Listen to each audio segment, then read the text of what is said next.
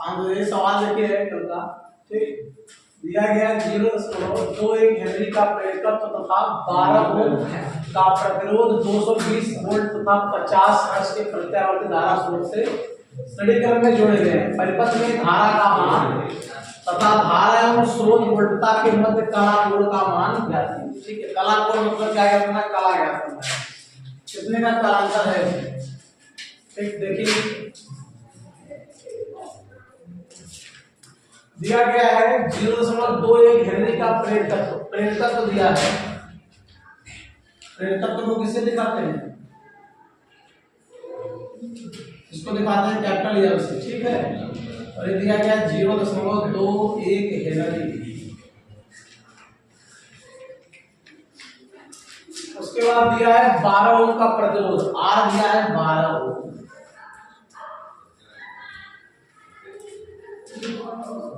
बात ध्यान रखिए, आर दिया है 12 ओम और विभवांतर दिया है 220 वोल्ट, ठीक। 50 हर्ट्ज के प्रत्यावर्ती धारा, आवृत्ति दिया गया कितना हर्ट्ज है, 50 हर्ट्ज होता है। श्रेणी क्रम में जोड़े गए हैं, मतलब कौन सा परिपथ है, यहाँ पे एलआर परिपथ है, ठीक। परिपथ में धारा का मान ज्ञात कीजिए। परिपथ में धारा का मान तथा धारा एवं स्रोत वोल्टता के मध्य कला कोण ज्ञात कीजिए।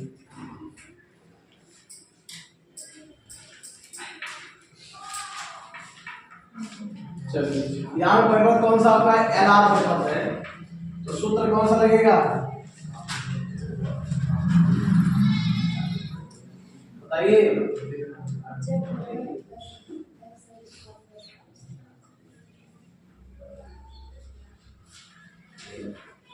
जो विभवांतर है इसको लिख देते हैं वी आर, ठीक है ना। करा है कि 12 ओम का प्रतिरोध 220 वोल्ट तक है, यानी कि यहाँ दिया गया है वी आर, आपको दिया है।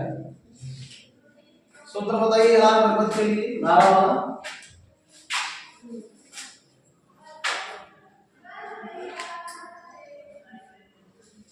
प्रतिबाधा कितना होता है, आई आई बराबर क्या होता है, V बटे Z होगा ना। तो प्रतिबाधा कितना होगा इसमें,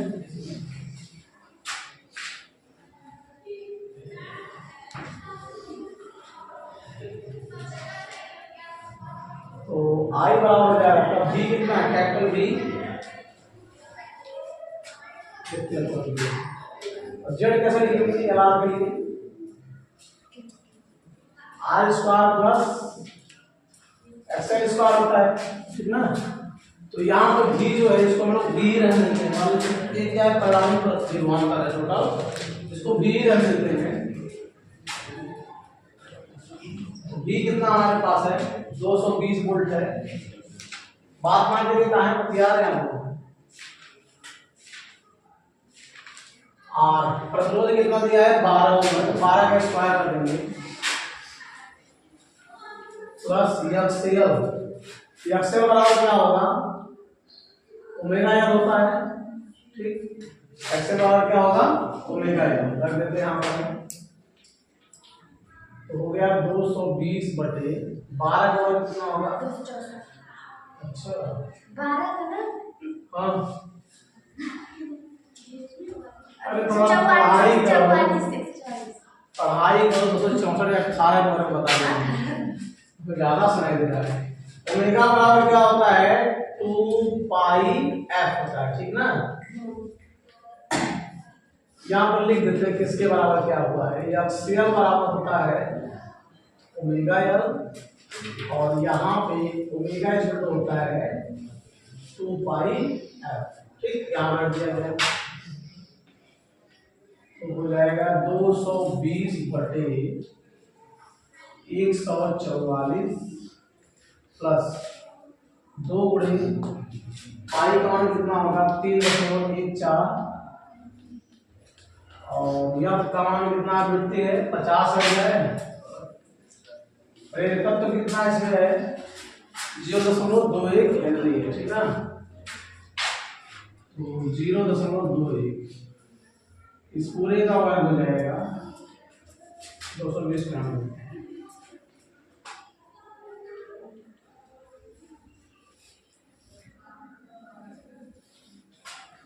144 प्लस गुणा करेंगे कितना आ जाएगा 50 गुणा के 100, ठीक। 50 गुणा 2 में 100 हो गया, इसका से गुणा करके कितना आ गया 314 हो जाएगा, ठीक। 314 गुणे 0.21 का स्क्वायर,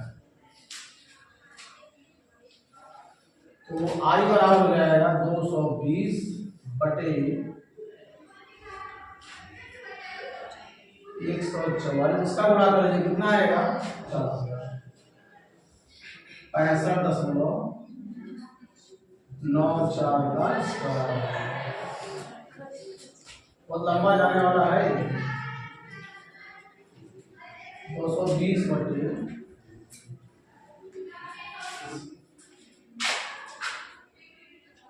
144 प्लस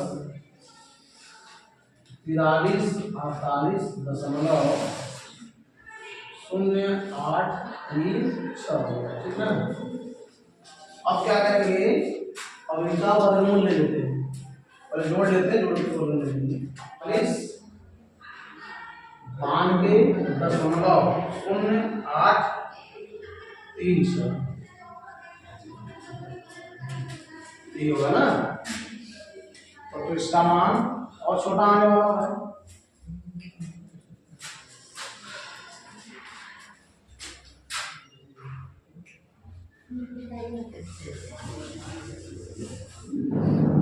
चलिए देखिए 44। अब आ जाएगा आंसर, क्योंकि अगली बार 3 अंक आया था ना। तो कितना लगेगा, 6 से करेंगे, 6 छक्का 36, 7 से कदम ज्यादा है, 6 बार काटेंगे, मतलब 6 बार से बचेगा 6 छक्का 36। ये देखिए वर्गमूल में देखिए भाग दीजिए, आप जितना यहाँ लिखेंगे उतना आपको यहाँ लिखना होगा, ठीक है ना। तो 36 में कितना हो गया 8, 6 जोड़ देंगे 12, यहाँ 5 हो गया, 12 7 84, 7 बार ले जाएंगे, 7 7 49, 7 बचा 4, 7 गुना 14, 14 4 18, 7 कम 7, 7 8, ठीक ना। घटा देंगे 12 में से 9 गया 3 हो गया, बस फिर दशमलव लगाएंगे 0.8 उतार लेंगे, 7 यहाँ पे लाके जोड़ देंगे। अब क्या हो जाएगा 134 भाग मिल जाएगा, 0 बार ले जाएंगे, ठीक है, यहाँ 0 लगाएंगे, कितना हो गया 308 हो गया, फिर 1 जोड़ा उतार लेंगे 36, फिर यहाँ पर 0 लगा जोड़ देंगे, कितना हो गया 1340 हो गया। अब एक अंक छोड़ देंगे आने संख्या के लिए, बाकी हमारे 2 अंक और छोड़ देते इसमें से। 13 12 गुना 30 में 13 गुना 26, पहले 0 बार ले 13 गुना 26, 2 बार से कितना है 67 कितना हो गया 67.02, 67.02 भाग कर देंगे ऊपर दशमलव में शिफ्ट कर देंगे तो 67.02 हो गया। 3.28, अब तो क्या है 3.28 आ गया। ये तो आ गया आपका, बहुत लंबा है, उसको बहुत काटना पड़ेगा संख्या। हाँ अभी एक तो बचा है, अभी कला कोड रुक जाइए, अच्छा नोट कर लीजिए, नोट कर लीजिए अच्छा।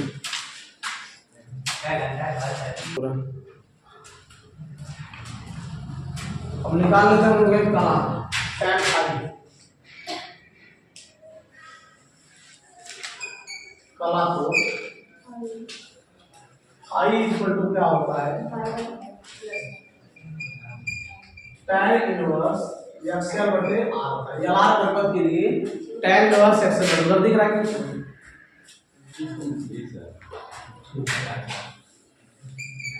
आई इक्वल टू हो जाएगा tan इनवर्स एक्सएल कितना हमारे पास है, देखिए एक्सएल को लिख सकते हैं ओमेगा एल बटे आर, ठीक। यहाँ पे लिख देते स्क्वायर tan इनवर्स ओमेगा का मान कितना होता है 2 पाई f, यहाँ पे एल बटे आर। अब मान रख लेते हैं सबका 2 गुणे पाई का मान 3.14, यल का मान 50, यल का मान 0.21 बटे आर। आर का मान कितना था हमारे पास? आर कितना है? 12।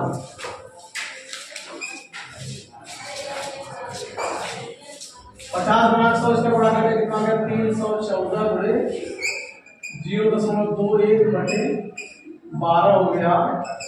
आई बराबर हो जाएगा आपका tan इनवर्स, इसका गुणा किया गया था कहीं पर 314 इसमें कितना? तो 65.9 जा रहा है,